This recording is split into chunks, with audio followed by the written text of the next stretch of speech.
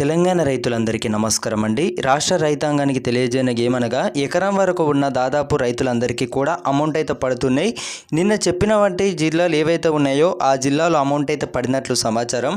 So ఈరోజు ఈ జిల్లాలో కూడా మీకు నిన్న పడిన వారందరికీ కూడా ఈరోజు ఖచ్చితంగా అమౌంట్ అయితే పడనున్నాయన్నమాట.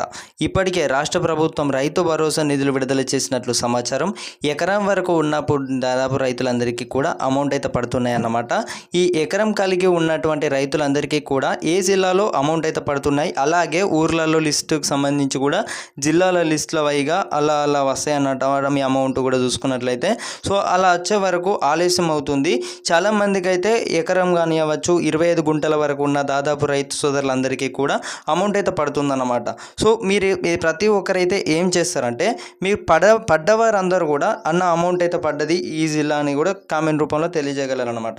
ఒకవేళ మీకు అమౌంట్ అనేది ఇప్పటి వరకు ఒక్క రూపాయి కూడా రానట్లయితే మాది ఈ జిల్లాలో అమౌంట్ అయితే పడలేదని అయితే తెలియజేయగలరు.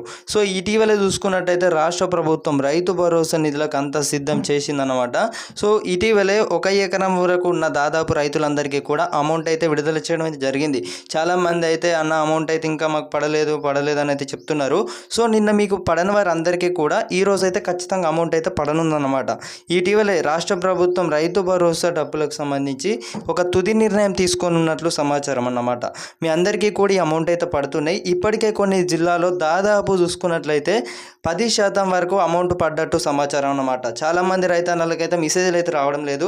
సో వాళ్ళందరికీ కూడా వాళ్ళ బ్యాంక్ అకౌంట్లో క్రెడిట్ అయితే కావడం అయితే జరుగుతుంది. సో రైతు సోదరుల యొక్క విషయాన్ని గమనించి తోటి రైతులందరికీ కూడా వెంటనే షేర్ చేయగలరు. ఇటీవలే 25 గుంటల వరకు కానివ్వచ్చు 30 గుంటలు దాదాపు ఎకరం ఉన్నటువంటి రైతులందరికీ కూడా అమౌంట్ అయితే పడుతున్నాయి అన్నమాట. నిన్న వికారాబాద్ జిల్లా కానివ్వచ్చు, మెదక్లో కానివ్వచ్చు, వరంగల్ జిల్లాలో కానివ్వచ్చు అమౌంట్ పడ్డట్టు సమాచారం అన్నమాట. సో మీకు కూడా అమౌంట్ పడ్డదా, పడితే ఎన్ని ఎకరాల వరకు అమౌంట్ పడ్డది, సో ప్రతి ఒక్కరైతే తెలియజేయగలరు. ఇటీవలే మీ అందరికీ కూడా అమౌంట్ అయితే పడుతున్నాయి అన్నమాట.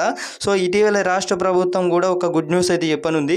ఇక్కడ మేము ఏం చెప్తున్నామంటే రైతులకు అదనపు బోనస్ మేము 500 రూపాయల పంట బోనస్ అనేది ముందుగా చెల్లించాం.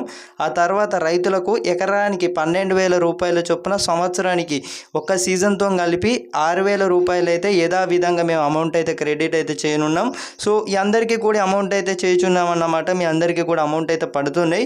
సో మీరు ఎవ్వరు కూడా వర్రీ అవ్వాల్సిన అవసరం లేదు. ఇటీవలే సీఎం రేవంత్ రెడ్డి గారు కూడా రైతులకు రైతు భరోసా నిధులు విడుదల చేయనున్నట్లయితే సమాచారాలు అయితే వచ్చినాయి అన్నమాట. మీ అందరికీ కూడా ఖచ్చితంగా ఈ అమౌంట్ అయితే పడతాయి. సో మీరు ఎవ్వరు కూడా వర్రీ అవ్వాల్సిన అవసరం లేదు.